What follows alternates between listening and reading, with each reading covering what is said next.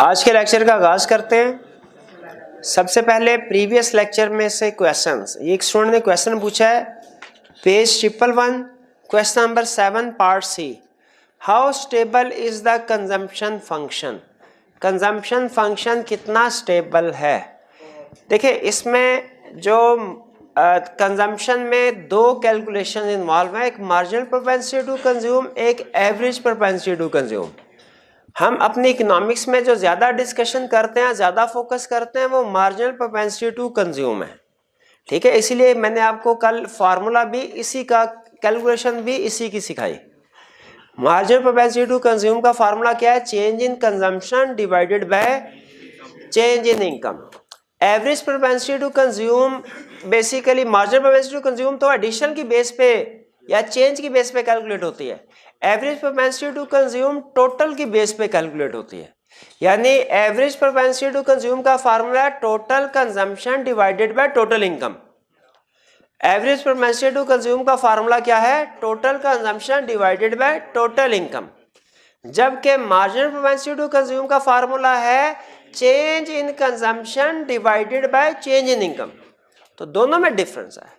अगर आपको कल जो टेबल हमने किया है उसमें marginal propensity to consume calculate करें तो आपको पता चलेगा कि हर लेवल पे marginal propensity to consume same ही है 0.8, लेकिन एवरेज प्रोपेंसिटी टू कंज्यूम अगर कैलकुलेट करें वो आपके हर पॉइंट से डिफरेंट कैलकुलेट होगी। ठीक है, average propensity to consume different हो, इसीलिए हम कहते हैं कि मार्जिनल प्रोपेंसिटी टू कंज्यूम तो लॉन्ग रन में स्टेबल है, average propensity to consume stable नहीं है। Average propensity to consume stable नहीं है। जैसे जैसे इनकम बढ़ती है ये इंक्रीज करती है कि डिक्रीज करती है, ये कैलकुलेट करके आपने मुझे बताना है।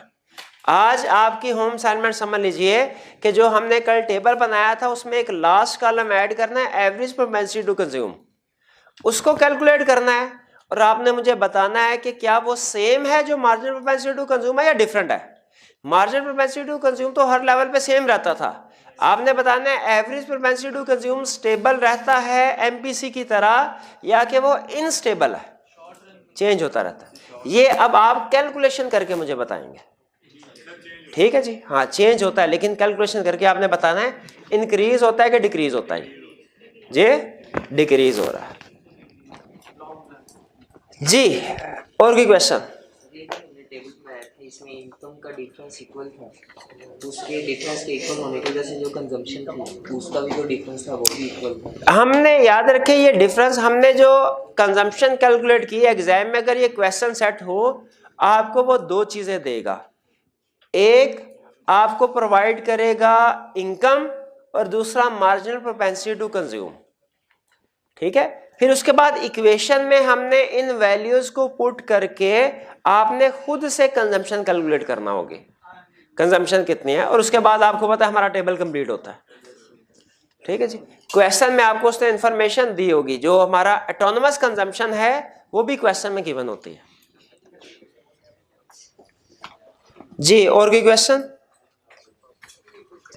कोई क्वेश्चन नहीं। चलिए आज का लेक्चर स्टार्ट करें फिर।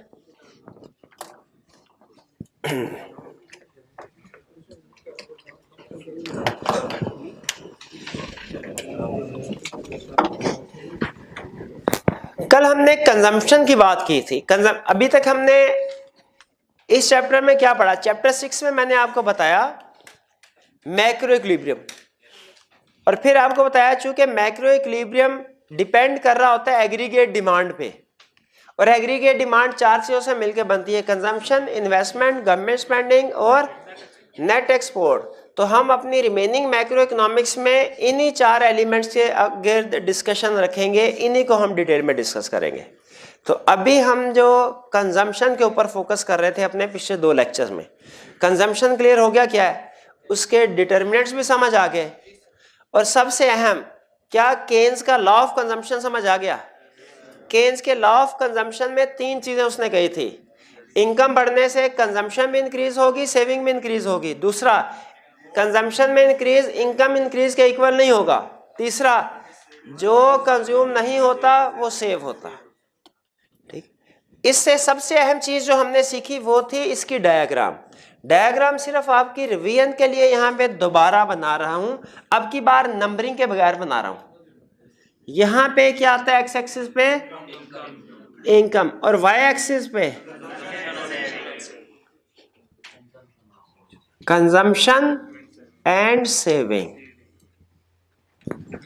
अब मुझे बताइए कंजम्पशन लाइन अगर ड्रॉ करें, ओरिजिन से स्टार्ट होगी वाई एक्सिस है या एक्स एक्सिस है?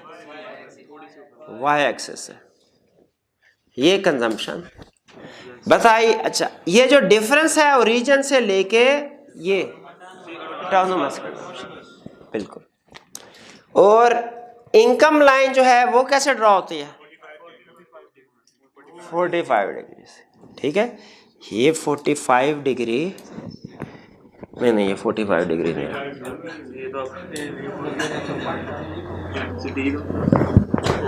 ये ठीक है, तकरीबन 45 है। हाँ, ये तकरीबन 45 है। ये है y is equal to C plus S, और ये याद रखिए 45 एंगल होता है,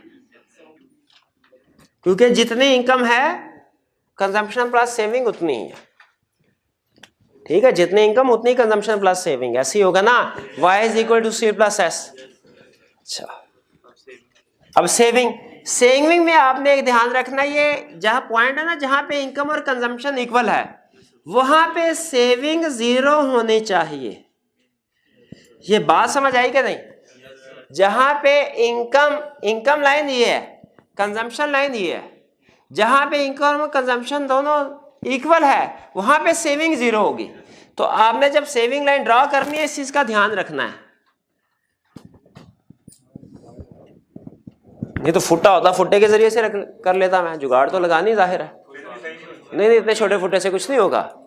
सेविंग लाइन क्लियर हुई आपको? सेविंग लाइन नेगेटिव रीजन से स्टार्ट हो रही है और ये कहां पे 0 होनी चाहिए? इस चीज का सिर्फ आपने ध्यान रखना है। ये डायग्राम कल के लेक्चर में सबसे अहम थी। क्या ये डायग्राम ड्रा करनी आ गई हमें? कंजम्पशन लाइन पता चल गया क्या है, सेविंग लाइन पता चल गया क्या है, इनकम लाइन पता चल गया क्या है। अगर आइंदा कभी किसी लेक्चर में मैं कहूं 45 डिग्री लाइन, इनकम लाइन। चलिए, ये था हमारा कंजम्पशन। अब कंजम्पशन को करते हैं खत्म। हाँ, कंजम्पशन यही, बाद में दोबारा इस कंसेप्ट को किसी चैप्टर में हम डिस्कस करेंगे। अब आते हैं कंजम्पशन का अपोजिट, दूसरा क्या? सेविंग क्या है? अच्छा बताइए, सेविंग क्या है? ये इरेज कर दूं या रहने दूं? इरेज कर। सेविंग क्या है? पार्ट ऑफ इनकम जो कंज्यूम नहीं किया जाता, सिंपल। कंजम्पशन के डिटरमिनेंट्स थे क्या? डिटरमिनेंट थे disposable income, equal distribution of wealth, expectation about price changes, बिल्कुल ठीक है। जिस तरह कंजम्पशन के डिटरमिनेंट थे, क्या उसी तरह सेविंग के भी डिटरमिनेंट्स होंगे कि नहीं? बिल्कुल होंगे। अच्छा, डिटरमिनेंट मैं बताऊंगा, इफेक्ट आप बताएंगे।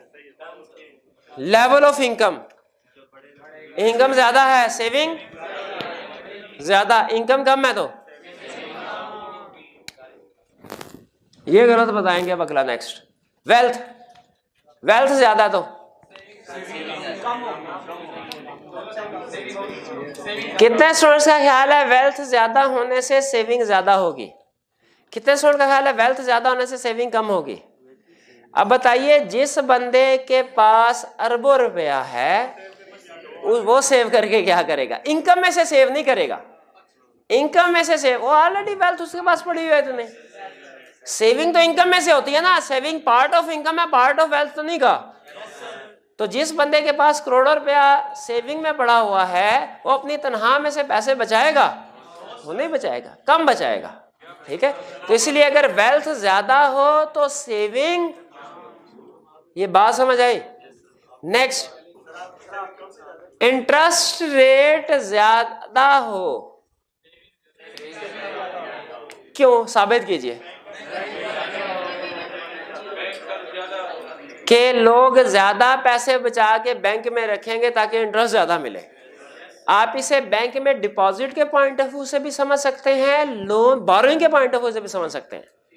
सेविंग ज्यादा होगी और बोरोइंग, जब इंटरेस्ट रेट ज्यादा होगा तो सेविंग ज्यादा होगी, बोरोइंग, ये बात समझ आती है आपको? चलिए, तो इंटरेस्ट रेट ज्यादा होने से सेविंग ज्यादा, टैक्स रेट ज्यादा होने से क्यों? लोगों के पास इनकम ही कम होगी, इनकम कम। इंस्टीट्यूशनल फैक्टर्स, इंस्टीट्यूशनल फैक्टर कौन से होते हैं? Political stability, political stability, banking system अच्छा हो, स्ट्रॉन्ग बैंकिंग सिस्टम हो, प्रॉपर्टी की सिक्योरिटी हो, तो लोग सेविंग, ठीक है। ये पॉलिटिकल स्टेबिलिटी क्लियर हुआ आपको क्या इसका मतलब होता है? पॉलिटिकल स्टेबिलिटी का मतलब गवर्नमेंट ज्यादा, हर साल गवर्नमेंट चेंज ना हो रही हो, ठीक है, वरना लोग कहते हैं पता नहीं कब हंगामे हो जाए, कब पैसा डूब जाए, तो कहते हैं बजाय सेविंग करने के खाते पीते हैं पैसे।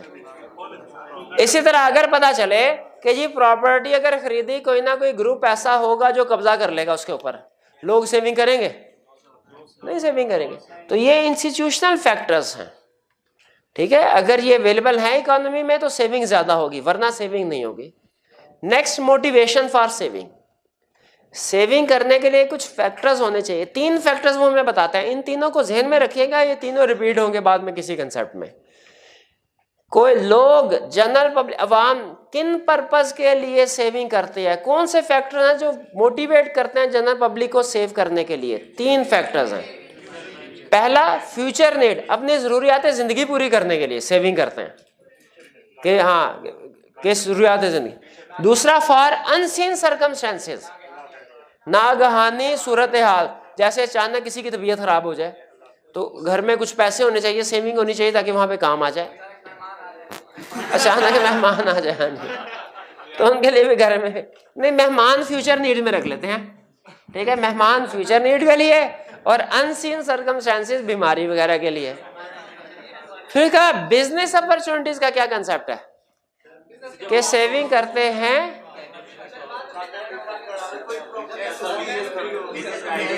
हाँ जी बिजनेस, ताकि अगर कोई बिजनेस करना चाहे, कोई किसी जगह पे पता चला किसी कंपनी के शेयर्स जो हैं वो प्राइस बढ़ने वाली है, उनको खरीद लिया बिजनेस अपॉर्चुनिटीज के लिए। तो ये मोटिवेशन फॉर सेविंग क्लियर हो गए, ये 3 point. Saving definition clear, saving के डिटर्मिनेंट्स भी क्लियर। कितने डिटर्मिनेंट्स है सेविंग के? Level of income, level of income ज्यादा सेविंग, वेल्थ ज्यादा सेविंग, इंटरेस्ट रेट ज्यादा, टैक्स रेट कम, टैक्स रेट कम, सेविंग ज्यादा। इंस्टीट्यूशनल फैक्टर्स प्रेजेंट है, इंस्टीट्यूशनल फैक्टर्स फेवरेबल है, यानी बैंक स्ट्रॉन्ग बैंकिंग सिस्टम है। ये नहीं कि हर दूसरे दिन कोई ना कोई बैंक डिफॉल्ट कर जाता है, स्ट्रॉन्ग बैंकिंग सिस्टम है, सेविंग ज्यादा होगी, लोगों का इत्मीनान ज्यादा होगा, ठीक है। पॉलिटिकल स्टेबिलिटी है, प्रॉपर्टी अगर आप खरीदते हैं वो सिक्योर्ड रहती है, कोई कब्जा नहीं करता इसके ऊपर, तो इसमें सेविंग ज्यादा करें, लोग ज्यादा सेविंग करके बैंक में या प्रॉपर्टी वगैरह में पैसा लगाएंगे। और मोटिवेशन फॉर सेविंग 3 फैक्टर्स मैंने आपको बताए, फ्यूचर नीड्स के लिए, अनफॉर्चूनेट सर्कमस्टेंसेस के लिए या बिजनेस अपॉर्चुनिटीज के लिए। अब आते हैं इन्वेस्टमेंट की तरफ। हमारे एग्री के डिमांड वाले कंसेप्ट में जो दूसरा कंपोनेंट है वो है इन्वेस्टमेंट। पहला था सी कंजम्पशन, कंजम्पशन भी पढ़ लिया, सेविंग भी पढ़ ली, उसका अपोजिट कंजम्पशन। अब किसको डिस्कस करने जा रहे हैं? इन्वेस्टमेंट को। इन्वेस्टमेंट की सबसे पहले डेफिनेशन, वो कह रहे हैं इन्वेस्टमेंट किसे कहते हैं? इन्वेस्टमेंट है goods, purchase of goods by producer. Consumption की डेफिनेशन याद है? Purchase of good and services by consumers, consumption करने के लिए, खर्च करने, इस्तेमाल करने के लिए। इन्वेस्टमेंट की डेफिनेशन है purchase of goods by producer, जो कि प्रोड्यूसर यूज करेगा किसमें? दूसरी चीजों को प्रोड्यूस करने में, प्रोडक्शन प्रोसेस में यूज करेगा। इन्वेस्टमेंट वो चीजें हैं जो प्रोड्यूसर यूज करेगा प्रोडक्शन प्रोसेस में। कंजम्पशन वो चीजें हैं जो कंज्यूमर खरीदते हैं इस्तेमाल करने के लिए घरों में। कंज्यूमर गुड्स या कंजम्पशन गुड्स जो है वो दूसरी चीजें प्रोड्यूस करने में इस्तेमाल नहीं होती, प्रोडक्शन प्रोसेस में इस्तेमाल नहीं होती, वो घरों में इस्तेमाल होती हैं। तो इन्वेस्टमेंट क्लियर होगी। इन्वेस्टमेंट की टाइप्स कितने हैं? 2। कंजम्पशन की कितनी टाइप्स थी? कौन कौन सी? और इंड्यूस्ड। सिमिलर कंसेप्ट है इन्वेस्टमेंट पे। इन्वेस्टमेंट की भी 2 टाइप्स हैं। कौन कौन से? Autonomous investment, induced investment. Autonomous consumption क्या कंसेप्ट था? वो कंजम्पशन जो फिक्स्ड इनकम पे डिपेंडेंट नहीं है। तो उसी तरह वो इन्वेस्टमेंट जो इनकम या जीडीपी, नेशनल इनकम या जीडीपी पे डिपेंडेंट नहीं है, चाहे जीडीपी नेशनल इनकम हो चाहे ना हो, वो इन्वेस्टमेंट जरूर होगी। उससे क्या कहते हैं? Autonomous investment. मसलन गवर्नमेंट के जितने भी प्रोजेक्ट्स हैं, अब देखिए पहले मैं इंड्यूस का कंसेप्ट भी आपको बता दूं। इंड्यूस इन्वेस्टमेंट कौन सी होगी? जो जीडीपी या नेशनल इनकम पे डिपेंडेंट है। जीडीपी या नेशनल इनकम ज्यादा होगी वो इन्वेस्टमेंट ज्यादा होगी, जीडीपी या नेशनल इनकम कम है वो इन्वेस्टमेंट कम है। मुझे बताइए प्राइवेट इन्वेस्टर जो है ये भी इन्वेस्टमेंट करता है? गवर्नमेंट भी इन्वेस्टमेंट करती है? भाई गवर्नमेंट इन्वेस्टमेंट करती है कि नहीं? वो किधर, आई में जाती है कि जी में जाती है? जी में जाती है, शाबाश। और प्राइवेट? आई में। प्राइवेट बंदा इन्वेस्टमेंट करेगा किस चीज को देख के करेगा? अगर इनकम बढ़ेगी इन्वेस्टमेंट बढ़ाएगा, इनकम कम होगी, ऐसा ही है। गवर्नमेंट अगर कोई हॉस्पिटल खोलती है, प्रॉफिट के लिए तो नहीं, इनकम के लिए तो नहीं। अगर इनकम उससे आएगी तो गवर्नमेंट दूसरा हॉस्पिटल भी खोल देगी साथ ही? नहीं। और अगर इनकम नहीं आती गवर्नमेंट बंद कर देगी क्या इसको? नहीं। गवर्नमेंट याद रखे प्रॉफिट पर्पस के लिए नहीं बल्कि वेलफेयर ऑफ सोसाइटी के लिए प्रोजेक्ट लगाती है। वो चाहे जीडीपी हो चाहे ना हो, चाहे नेशनल इनकम हो चाहे ना हो, गवर्नमेंट ने लोगों को सर्व करना ही करना है। फर्ज कीजिए, अज्यूम कीजिए कि पाकिस्तान की जो नेशनल इनकम है वो कम हो जाती है, क्या गवर्नमेंट हॉस्पिटल बंद कर देगी, स्कूल बंद कर? नहीं, गवर्नमेंट फिर भी उनको चलाएगी क्योंकि वो प्रॉफिट पर्पस के लिए काम नहीं कर रही। हाँ, उनको रन करने के लिए हो सकता है उसको लोन लेना पड़े, ठीक है, आईएमएफ से, वर्ल्ड बैंक से, दूसरे फॉरेन कंट्री से लोन लेना पड़े। याद रखिए कि जो इन्वेस्टर इन्वेस्टमेंट इकोनॉमी में होती है 2 तरह की। एक प्राइवेट इन्वेस्टर करता है, उसे कहते हैं इंड्यूस इन्वेस्टमेंट। वो प्रॉफिट या इनकम को देख के की जाती है। इनकम ज्यादा होगी इन्वेस्टमेंट ज्यादा होगी, इनकम कम है इन्वेस्टमेंट कम है।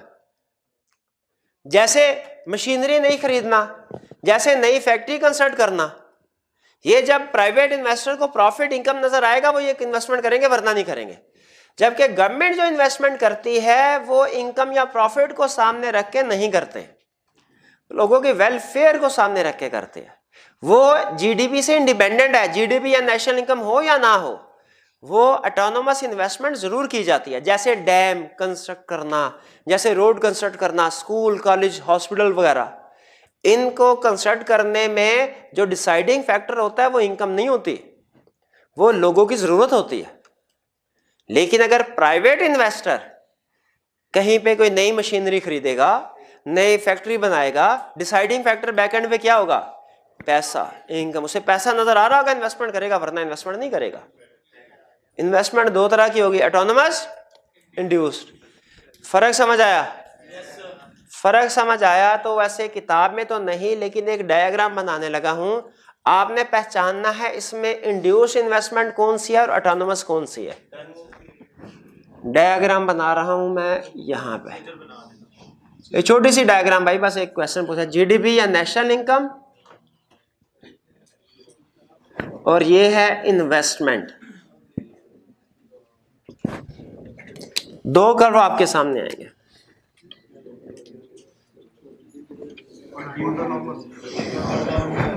ये कर्व ए है, ये कर्व बी है। ए कर्व कौन सा है?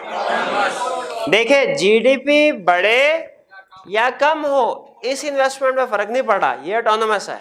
और बी वाली जीडीपी या नेशनल इनकम बढ़ रही है, इन्वेस्टमेंट बढ़ रही है। जीडीपी या नेशनल इनकम कम हो रही है, इन्वेस्टमेंट कम हो रही है। ऑटोनोमस में और इंड्यूस में फर्क समझ आ गया। चलिए अब आगे चलते हैं हम। अभी तक हमने कंसेप्ट पढ़ लिया सेविंग की डेफिनेशन और डिटर्मिनेंट्स, कंजम्पशन की डेफिनेशन, टाइप्स। अब क्या पढ़ना वाला? यही कर रहे हैं ना, और कंजम्पशन में भी यही किया। कंजम्पशन की डेफिनेशन पढ़ी, टाइप्स पढ़ी, डिटर्मिनेंट्स पढ़े। सेविंग की डेफिनेशन पढ़ी, टाइप्स कोई नहीं थी, डिटर्मिनेंट्स पढ़े। इन्वेस्टमेंट में क्या करना है? टाइप्स पढ़े, डेफिनेशन पढ़ी, अब डिटर्मिनेंट्स पढ़ने। और क्या करना है? डिटर्मिनेंट्स में कुछ प्राइमरी डिटर्मिनेंट है, कुछ अदर। एक प्राइमरी डिटर्मिनेंट है और बाकी अदर्स है। प्राइमरी डिटर्मिनेंट का कंसेप्ट पता है ना, जो सबसे ज्यादा इफेक्ट करे। डिमांड का प्राइमरी डिटर्मिनेंट क्या है? और अदर नॉन प्राइस में कौन सा है? एक तो एग्जांपल दे दे चलिए। Income of consumer, price of substitute. ठीक है, ठीक है। इन्वेस्टमेंट का प्राइमरी डिटर्मिनेंट है इंटरेस्ट। इंटरेस्ट मार्केट में सूद। हाँ, आज वैसे तो कई रीजंस हो सकती हैं। आज इकोनॉमिकली एक रीजन आपको एक्सप्लेन करने जा रहा हूं, इंटरेस्ट क्यों नहीं होना चाहिए। रिलीजियस पॉइंट ऑफ व्यू से नहीं, ठीक है, वो तो हमारे उलमा किराम जो है वो बेहतर समझते हैं और एक्सप्लेन कर सकते हैं। इकोनॉमिक्स के पॉइंट ऑफ व्यू से आपको ये बताने जा रहा हूं कि इंटरेस्ट क्यों नहीं होना चाहिए। आप मुझे ये बताइए कि जब भी कोई इन्वेस्टर कोई प्रोजेक्ट लगाने की सोचेगा कि यहाँ पे मुझे नई फैक्ट्री या कोई नई प्रोडक्ट डेवलप करके बेचनी चाहिए, वो पहले उस प्रोजेक्ट की कोई कैलकुलेशन करता है कि नहीं करता? वो कैलकुलेट करता है कि भैया पहले साल में मेरी कितनी सेल होगी, कॉस्ट ऑफ सेल्स कितनी होगी, प्रॉफिट कितना होगा, दूसरे साल में कितनी cost of sales, cost of profit. वो 5, 8, 10 साल की बड़ी लंबी चौड़ी कैलकुलेशन होती है। ये मिलियंस की इन्वेस्टमेंट ऐसे नहीं हो जाती। और फिर वो एक सम टाइम तो फ्यूचर ईयर का 8-10 सालों का प्रॉफिट देख लेता कितना होगा। सम टाइम वो उन प्रॉफिट को डिस्काउंट करता है, फ्यूचर में जो रिटर्न आना है प्रॉफिट उसको डिस्काउंट करता है उसकी प्रेजेंट वैल्यू कैलकुलेट करने के लिए। ये डिस्काउंटिंग आपने सीखी हुई है स्टैट में, क्यूएम में सीखी हुई है। अच्छा, एक लफ्ज बोलने लगा हूं, अगर आपने ये लफ्ज पढ़ा समझा हुआ है कैलकुलेशन, तो ये कंसेप्ट मिनटों का कंसेप्ट रह जाएगा। वो है IRR। नहीं, वाकई पढ़ा हुआ है। अच्छा, अगर पढ़ा हुआ ना, आपको एक टिप बता देता हूं, इसके ऊपर कमांड रखिए, हर 2, 3, 4 महीने बाद इसको रिवाइज करते रहें। ये आपके CFAP लेवल पे जाके आपकी सोच से ज्यादा इस्तेमाल होगा। IRR का concept, internal rate of return. Internal rate of, अच्छा बताइए, मुझे अभी शक है क्योंकि कंसेप्ट बहुत अहम है, ये कैसे हो सकता है AFC लेवल पे सिखा दिया जाए। मुझे ये बताइए IRR कंसेप्ट क्या है, कोई स्टूडेंट एक्सप्लेन कर सकता है? इंटरनल रेट ऑफ रिटर्न क्या ये एक परसेंटेज होती है कि अमाउंट होती है? जो फ्यूचर कैश फ्लोज को, फ्यूचर में जो हमें कैश फ्लो मिलेंगे, रिटर्न मिलेगा, उसको डिस्काउंट करती है प्रेजेंट वैल्यू कैलकुलेट करने, और प्रेजेंट वैल्यू को आज की कॉस्ट के इक्वल ले आती है। नहीं, ये फिर से सुन लीजिए, पहले मुझे तसल्ली करके बताइए ये कंसेप्ट सुने कि नहीं। IRR एक डिस्काउंट रेट है, एक परसेंटेज है जो फ्यूचर के कैश फ्लोज को या प्रॉफिट को या रिटर्न्स को डिस्काउंट करती है, प्रेजेंट वैल्यू कैलकुलेट करती है, और ये वो रेट है जो फ्यूचर के कैश फ्लो की प्रेजेंट वैल्यू को इक्वल कर देती है आज की कॉस्ट के साथ। वाकई ये सब पढ़ा हुआ आपने? चले गुड। तो फिर ये टिप दे रहा हूं आपको फिर से, इसको आपने भूलना नहीं है, इसको आपने भूलना नहीं है। ये होता है IRR। अच्छा, बिजनेसमैन क्या सोच रहा होता है? बिजनेसमैन IRR कैलकुलेट कर रहा होता है। IRR को हम आज नाम इकोनॉमिक्स में, ये तो आपने अकाउंटिंग में पढ़ा ना, सॉरी QM में, आगे चल के ये फाइनेंस में पढ़ेंगे। इकोनॉमिक्स में IRR का एक दूसरा नाम है MAC, marginal efficiency of capital. क्या नाम है? आइंदा कहीं मार्जिनल एफिशिएंसी ऑफ कैपिटल का लफ्ज इस्तेमाल हो जाए, आपके पास दो ऑप्शन है। या तो कोई इतना मुश्किल लफ्ज, ये पता नहीं क्या चीज है, छोड़ दो इसको, ये नहीं आता। या सोचे marginal efficiency of capital is equal to IRR। IRR की डेफिनेशन छाप दें। कैलकुलेशन तो आती है, डेफिनेशन भी याद की होगी कि नहीं की होगी? नहीं भी की कोई बात नहीं, भूल गए होंगे, इसलिए हमने डेफिनेशन छाप दी इधर, डेफिनेशन। लेकिन कंसेप्ट IRR ही है, ध्यान में रखिएगा। अब सुनिएगा जरा, अटेंटिव होकर सुनिएगा, अगली बात बड़ी अहम कर रहा हूं। ये डिटरमिनेंट्स इतने अहम नहीं है, ये ज्यादा अहम है कंसेप्ट। सुन लें, IRR जब भी किसी बिजनेसमैन ने इन्वेस्टमेंट करनी है, वो किसी भी प्रोजेक्ट में, उसके सामने 8-10 प्रोजेक्ट होते हैं, वो हर प्रोजेक्ट की IRR कैलकुलेट करता है। जैसे फर्ज कीजिए डिसाइड ये करना है कि क्या पाकिस्तान में मिनरल वाटर का, पंजाब लाहौर में मिनरल वाटर का प्रोजेक्ट लगाया जाए कि नहीं। इन्वेस्टर कहेगा भाई प्रोजेक्शन कीजिए, IRR कैलकुलेट करें इस प्रोजेक्ट का। IRR आया 20%, क्या इन्वेस्टमेंट कर दी जाएगी? इन्वेस्टर अभी डिसीजन नहीं करेगा, इस IRR को एक चीज के साथ कंपेयर करेगा। किसके साथ? शाबाश, इंटरेस्ट रेट के साथ, मार्केट इंटरेस्ट रेट के साथ, जो मार्केट में चल रहा है। ठीक है, बाजू का जो बैंक से है, बाजू का तो होता है डिबेंचर्स, आपने सुने होंगे, गवर्नमेंट बॉन्ड्स, डिबेंचर, उन पे भी रेट ऑफ इंटरेस्ट वो डिफरेंट हो सकते हैं मार्केट से, क्योंकि वो 10 साल पहले जो डिबेंचर इशू किया गवर्नमेंट ने, 5 साल पहले इशू किया, वो 5 साल पहले के हालात के मुताबिक रेट हो सकता है वो कम हो या ज्यादा हो। तो जो इन्वेस्टर इंटरेस्ट रेट कंपेयर करेगा ना, वो आज का मार्केट का रेट ऑफ इंटरेस्ट होगा, वो बॉन्ड्स का रेट ऑफ इंटरेस्ट नहीं होगा, क्योंकि वो तो 2 साल 3 साल 5 साल पहले कंसेप्ट समझ रहे हैं। गवर्नमेंट ने अगर 2 साल पहले 10 साल के लिए बॉन्ड इशू किया, उस वक्त rate of interest for example था 8%, आज रेट ऑफ इंटरेस्ट 10% है। इन्वेस्टर को आज का 10% रेट ऑफ इंटरेस्ट यूज करना चाहिए कि वो 8% जो 2 साल पहले का था आज का। तो market rate of interest different concept है, और बॉन्ड्स पे रेट ऑफ इंटरेस्ट जो है वो डिफरेंट कंसेप्ट है। तो मार्केट रेट ऑफ इंटरेस्ट के साथ कंपेयर करेगा। अब सुनिए, अगर market rate of interest IRR, जिसे MEC भी कहते हैं, मार्जिनल एफिशिएंसी ऑफ कैपिटल, अगर market rate of interest IRR यानी मार्जिनल एफिशिएंसी ऑफ कैपिटल से ज्यादा हुआ, प्रोजेक्ट लगाएगा, और अगर उससे कम हुआ फिर प्रोजेक्ट लगाएगा। इसका मतलब ये हुआ कि अगर इंटरेस्ट रेट ज्यादा होगा तो इन्वेस्टमेंट नहीं होगी, इंटरेस्ट रेट कम होगा। इसका मतलब है क्या मैं ये कह सकता हूं इंटरेस्ट रेट ज्यादा, अब आखिरी जुमला जिसके ऊपर लाना चाह रहा था, इंटरेस्ट रेट ज्यादा होने से मार्जिनल एफिशिएंसी ऑफ कैपिटल कम होगी, इन्वेस्टमेंट भी कम होगी। इंटरेस्ट रेट कम होने से मार्जिनल एफिशिएंसी ऑफ कैपिटल ज्यादा होगी, प्रॉफिट भी, इन्वेस्टमेंट भी नहीं। बात समझ आई?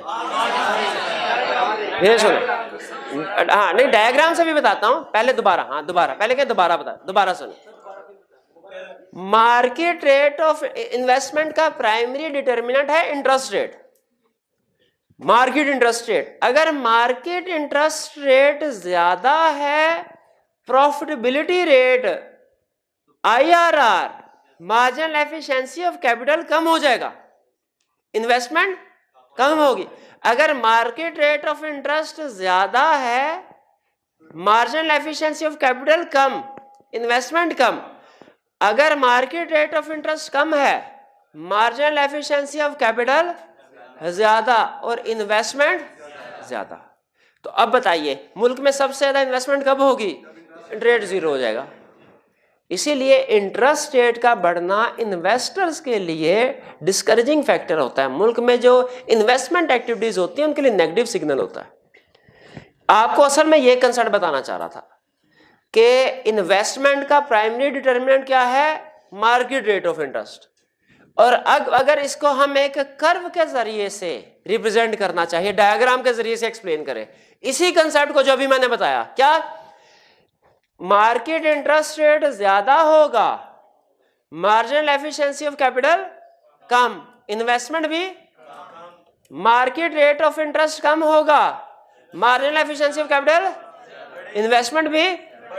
तो क्या हम कह सकते हैं कि मार्केट रेट ऑफ इंटरेस्ट का मार्जिनल एफिशिएंसी ऑफ कैपिटल के साथ इनवर्स रिलेशनशिप है? क्या कह सकते हैं मार्केट रेट ऑफ इंटरेस्ट का इन्वेस्टमेंट के साथ इनवर्स रिलेशनशिप है? कह सकते हैं। तो उसे इसी तरह रिप्रेजेंट करेंगे। क्लियर हो गया? सबसे अहम चीज मुझे बताइए, क्या आपको मार्जिनल एफिशिएंसी ऑफ कैपिटल पता है क्या है? क्या है वो? और आपको मार्केट रेट ऑफ इंटरेस्ट पता क्या है? कौन सा है? इंटरेस्ट है जो करंटली मार्केट में चल रहा है, जो 2-4 साल पुराना है वो नहीं, करंट मार्केट में चल रहा है। अब क्या इन्वेस्टमेंट को सिर्फ रेट, सबसे अहम फैक्टर तो यही है, लेकिन क्या सिर्फ यही डिटर्मिनेंट इफेक्ट करता है इन्वेस्टमेंट को, या कुछ और डिटर्मिनेंट भी हैं?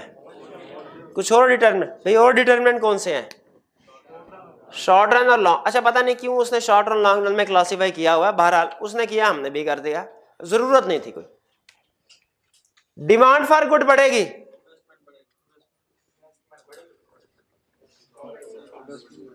डिमांड फॉर गुड बढ़ेगी तो इन्वेस्टमेंट, डिमांड फॉर गुड कम होगी, change in profit for firms, firms का प्रॉफिट बढ़ेगा क्योंकि प्रॉफिट से बचा के री इन्वेस्ट करेंगे, प्रॉफिट कम हुआ। लिक्विड एसेट्स क्या होते हैं? अकाउंटिंग में पढ़ा आपने, कैश वगैरह, करंट एसेट्स में से इन्वेंट्री को शायद लेस कर देते हैं। करंट एसेट चले, कैश ही समझे लिक्विड एसेट नहीं। क्या मैंने मैं ये नहीं,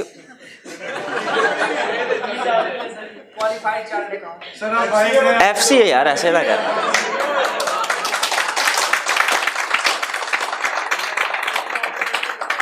किस्मत की खराबी है कि इकोनॉमिक्स पढ़ाना पड़ रही है, लेकिन ये मतलब तो नहीं कि मुझे अकाउंटिंग नहीं आती होगी यार, ऐसे ना कर। थोड़ी बहुत आती है, इतनी को आती है इतनी। भाई लिक्विड एसेट्स क्या है? कैश। अच्छा बताइए, इन्वेस्टमेंट करने के लिए लिक्विड एसेट होना चाहिए कि इलिक्विड एसेट? अच्छा, यहाँ पे 2 टर्म मैंने बोली, लिख ले। लिक्विड एसेट के आगे लिख ले कैश, इलिक्विड एसेट के आगे लिख ले प्रॉपर्टी वगैरह, लैंड बिल्डिंग वगैरह, machinery, fix asset. Liquid asset के आगे लिख ले कैश, इलिक्विड एसेट्स के आगे लिख ले fix asset, for example land वगैरह। ये आगे चल के टर्म्स यूज करने मैंने। इन्वेस्ट बताइए, आपके पास प्रॉपर्टी है, कैश नहीं है, इन्वेस्टमेंट कर सकते हैं? नहीं भैया, लिक्विड एसेट। तो लिक्विड एसेट है तो इन्वेस्टमेंट, लिक्विड एसेट नहीं है तो कम। करंट रेट ऑफ इन्वेस्टमेंट ये नहीं आप बता सकेंगे, गारंटी है। करंट रेट ऑफ इन्वेस्टमेंट ज्यादा है, इन्वेस्टमेंट कम कैसे होगी? हाँ, जो पहले करके बैठे हुए हैं वो तो सारी मार्केट कैप्चर कर। ये ऐसे ही है, फर्ज कीजिए पाकिस्तान में एक नई कंपनी, टेलीकॉम कंपनी आना चाहती है। उन्होंने रिसर्च की, पता चला पाकिस्तान में नॉर्मली जो लोग मोबाइल कंज्यूम करते हैं वो 15 साल से एज ज्यादा हो तो फिर कंज्यूम करते हैं। उन्होंने कहा 15 साल से ऊपर पाकिस्तान की जो पॉपुलेशन है वो 15 करोड़, और अभी एग्जिस्टिंग जिन कंपनी ने इन्वेस्टमेंट की हुई है उन्होंने तकरीबन 15 करोड़ सिम्स इशू कर दी हुई हैं। बताइए क्या नई कंपनी इन्वेस्टमेंट करेगी? करेगी, हम बेचेंगे किसको? लेकिन अगर पता चले करंट रेट ऑफ इन्वेस्टमेंट ऐसा है कि 10 करोड़ सिम्स इशू हुई हैं, फिर तो करंट रेट ऑफ इन्वेस्टमेंट अगर कम है, इसका मतलब है इकोनॉमी में स्कोप है नई इन्वेस्टमेंट का, तो नई इन्वेस्टमेंट की जाएगी। अगर current rate of investment high है, इन्वेस्टमेंट नहीं होगी, ठीक है, वहां पे इन्वेस्टमेंट नहीं होगी। फिर चेंज इन सेंटिमेंट्स, सेंटिमेंट्स किसके? बिजनेसमैन के। यहां तो वो हाँ एहसासात, जज्बात नहीं, एहसासात नहीं, एहसासात। बिजनेसमैन के एहसासात कैसे हैं? अगर ऑप्टिमिस्ट हैं इन्वेस्टमेंट बढ़ेगी, पैसिमिस्ट हैं भाई कोई है मुश्किल इसमें? कुछ सिर्फ हेडिंग याद करनी है। अब रटा लगाना है ना, जब तो सिर्फ हेडिंग का रटा लगाना है, एक्सप्लेनेशन का नहीं करना, वो आपने खुद से लिखनी है। पॉपुलेशन ग्रोथ, बताइए इंडिया में ज्यादा इन्वेस्टमेंट है, मल्टीनेशनल कंपनी इंडिया में ज्यादा इन्वेस्टमेंट करती है पाकिस्तान में? किस वजह से? चाइना में, चाइना की एग्जाम्पल पे फिट हो जाती है। किस वजह से? Population growth. और एग्जाम्पल सुने, बताइए पाकिस्तान में ज्यादा इन्वेस्टमेंट है कि जापान में?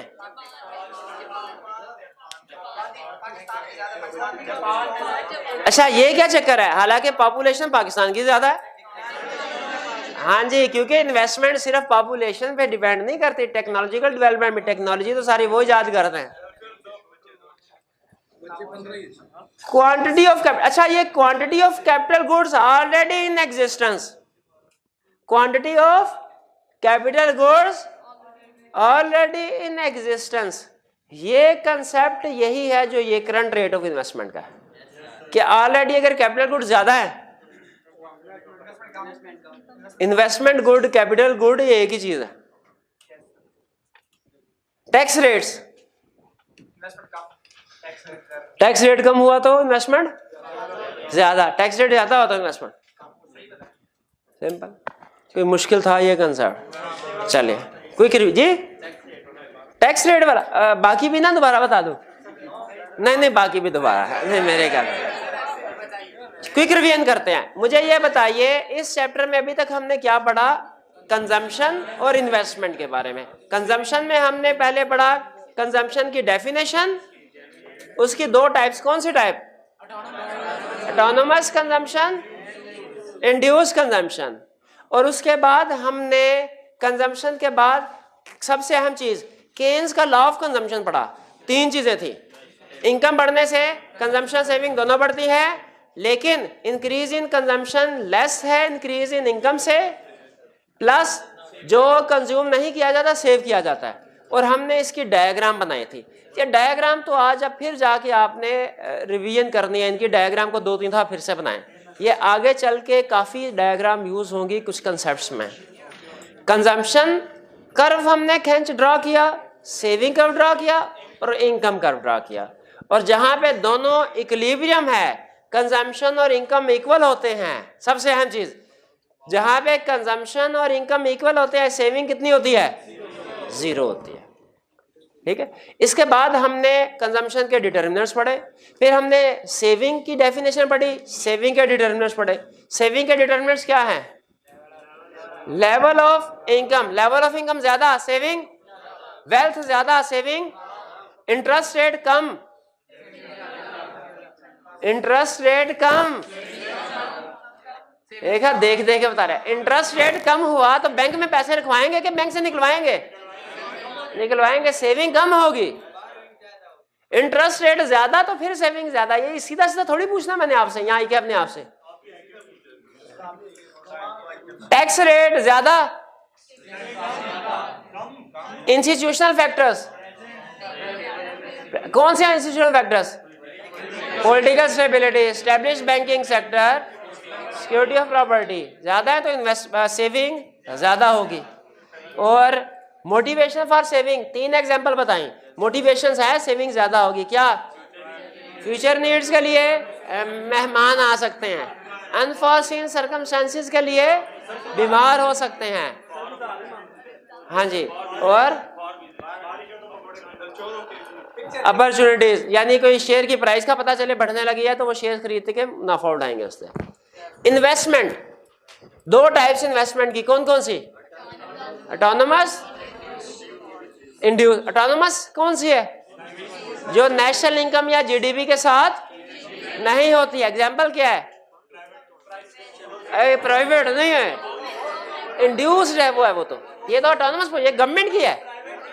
अच्छा, ये प्राइवेट नहीं है, ये कहना चाहिए। ठीक, एग्जांपल दीजिए। मोटरवे, ये सरकारी हॉस्पिटल, कॉलेजेस वगैरह, ठीक है। और इंड्यूस इन्वेस्टमेंट जीडीपी के साथ चेंज, ये प्रॉफिट पर्पस के लिए की जाती है। ठीक है, तो सीधी लाइन जो आएगी वो कौन सी इन्वेस्टमेंट होगी? और जो अपवर्ड शिफ्ट होगी लेकिन ये तो इन्वेस्टमेंट कर्व है, ना सीधी लाइन है ना अपवर्ड है, इसलिए कि ये इन्वेस्टमेंट की टाइप थोड़ी बता रहे हैं, ये तो डिटर्मिनेंट्स बता रहे हैं। इन्वेस्टमेंट का सबसे बड़ा डिटर्मिनेंट क्या है? मार्केट रेट ऑफ इंटरेस्ट, ठीक है, मार्केट रेट ऑफ इंटरेस्ट सबसे बड़ा। अगर मार्केट रेट ऑफ इंटरेस्ट ज्यादा है तो मार्जिनल एफिशिएंसी ऑफ कैपिटल और इन्वेस्टमेंट, मार्केट इंटरेस्ट रेट कम है तो मार्जिनल एफिशिएंसी ऑफ कैपिटल और इन्वेस्टमेंट। ये मार्जिनल एफिशिएंसी ऑफ कैपिटल क्या होता है? वो डेफिनेशन बताया, थोड़ी सी मुश्किल डेफिनेशन होती है। वो डिस्काउंट रेट या वो परसेंटेज जो फ्यूचर के कैश फ्लो रिटर्न को डिस्काउंट करके करंट जो हमारी प्रेजेंट वैल्यू को करंट जो हमारी कॉस्ट है उसके इक्वल कर देता है। कोई इस तरह की डेफिनेशन है, उसको याद कर लीजिएगा। क्या सिर्फ rate of interest he determinant है इन्वेस्टमेंट का? अदर भी हैं। डिमांड फॉर गुड कम है, प्रॉफिट ऑफ फर्म ज्यादा है, लिक्विड एसेट कोई नहीं, करंट रेट ऑफ इन्वेस्टमेंट बहुत ज्यादा है, इन्वेस्टमेंट कम होगी, जगह ही नहीं है। नहीं, चेंज इन सेट ऑप्टिमिस्ट है बिजनेसमैन, पॉपुलेशन ग्रोथ कम है, टेक्नोलॉजिकल डेवलपमेंट है ही नहीं, quantity of capital goods already in existence ज्यादा है, टैक्स रेट बहुत कम। क्लियर हो गया जी? चलिए आज का लेक्चर यहाँ पे कंक्लूड करते हैं।